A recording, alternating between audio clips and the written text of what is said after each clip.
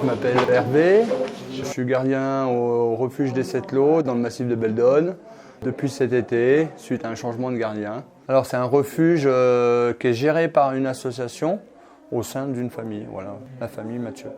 C'est une reconversion professionnelle. Après une première vie professionnelle de 30 ans, j'ai souhaité changer et devenir gardien de refuge.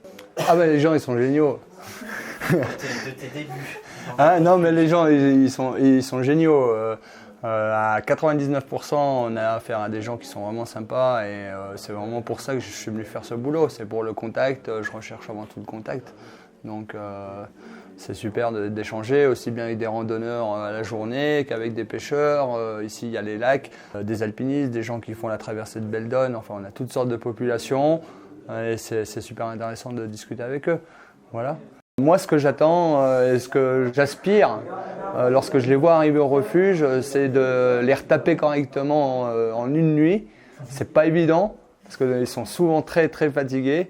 Et puis les lendemains, de les remettre sur les chemins et qu'ils continuent à découvrir Beldonne, quoi. Voilà.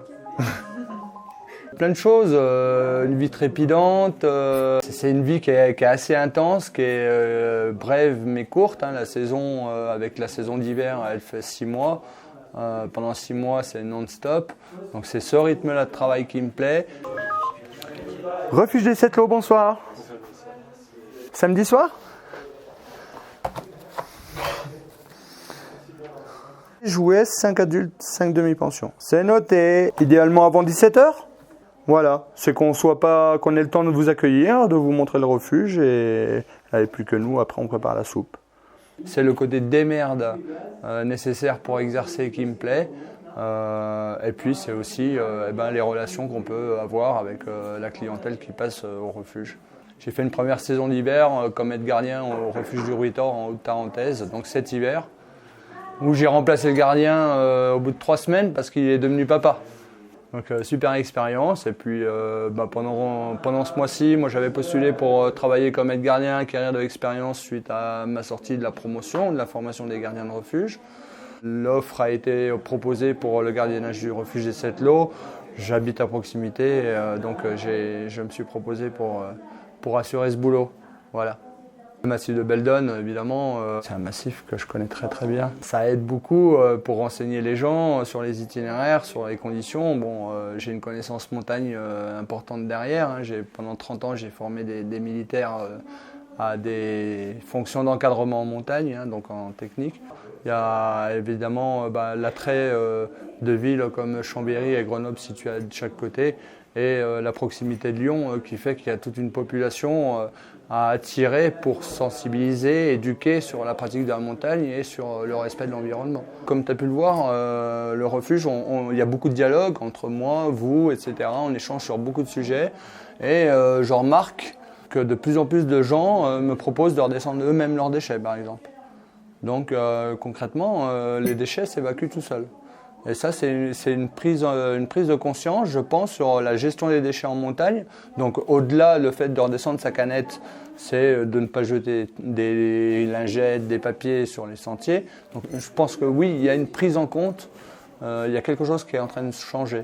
Maintenant, il reste encore à éduquer et à maintenir ce respect qu'on doit avoir quand on se promène en montagne. C'est à travers les échanges sur le fonctionnement du refuge, son énergie, comment on s'occupe, comment on a l'eau, comment on se fait pour les déchets, que là les gens ont une prise de conscience et proposent naturellement de redescendre quelque chose. Il y en a qui repartent bien chargés, merci à eux, ça m'évite de le faire, moi, voilà. Les mentalités changent, il y a une prise de conscience. Je pense qu'il faut rester quand même sur des valeurs fondamentales qui font que la montagne est la montagne et que les peuples qui habitent sont des gens de la vallée qu'il faut respecter et observer pour voir un peu leurs us et coutumes en termes de protection de l'environnement. Ça bouge, il y a une prise de conscience, mais il y a encore beaucoup de travail. C'est un site qui est tellement beau qu'on n'a pas envie de retrouver des déchets partout. Non, mais le plus dur, c'est d'accueillir les gens, faire la popote, faire le ménage, Ce qui rythme la vie d'un refuge, hein, c'est toujours pareil. Hein. Le matin, on nettoie, après on prépare la soupe, tout ça pour que l'après-midi, on soit disponible. Donc le plus dur, ça reste d'accueillir. Après, il n'y a pas vraiment de difficulté. C'est un métier qu'il faut prendre tel qu'il est, sans chercher forcément à esquiver toutes les embûches. Mais c'est un super métier. Voilà. Moi, je suis content qu'on m'ait donné ma chance, que des gardiens comme Morgane au Ruitor m'aient contacté pour m'employer, parce que même avec une formation de gardien, c'est un métier où on ne trouve pas facilement du boulot. Voilà. Je suis content que mon propriétaire m'ait fait confiance. Il m'a encore renouvelé sa confiance aujourd'hui. Donc voilà, ça marche bien, ça déroule, je m'éclate, tout le monde est content. Quoi demander de plus? En montagne, j'ai passé beaucoup de temps en refuge, beaucoup de nuitées en refuge. Donc prudence, attention derrière vous aux orages qui peuvent arriver. Ne traînez pas s'il n'y a pas besoin de traîner. Voilà.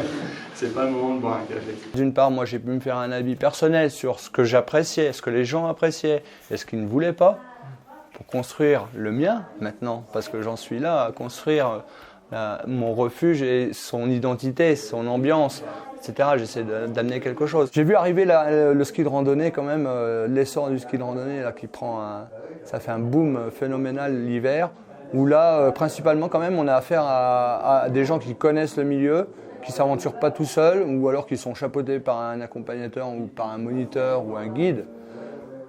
Ceux qui viennent tout seuls, là, c'est des vrais montagnards. Encore des vrais montagnards, entre guillemets, des gens qui connaissent le risque, qui savent l'estimer, qui savent se déplacer. En été, c'est différent. On a vraiment des gens qui ne connaissent pas la montagne. D'où l'importance un peu de développer les sentiers, la signalétique et l'entretien. Tout ça, c'est nécessaire pour démystifier l'accès à la montagne et leur permettre de venir à ces gens qui ne connaissent pas ce milieu, profiter d'une soirée ici et peut-être plus tard d'accéder à un peu plus haut. Et ça, c'est quand même super. Mais il faut qu'ils arrivent à venir jusqu'ici. C'est infernal le téléphone. Arrêtez d'appeler. Je ne suis pas un central téléphonique. Je te laisse parce que tu es en train de passer à la télé. Là, je suis en interview. Ah, samedi. Au revoir.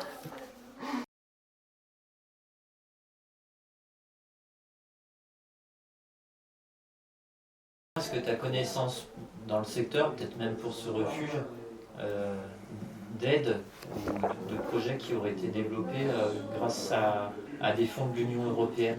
Non. Non. Non, je suis pas du tout au courant de ça. Moi, j'ai eu 15 jours pour récupérer l'agenda, préparer mon hélico et me préparer moi. Donc, j'ai pas eu le temps de voir beaucoup d'intervenants locaux, quoi.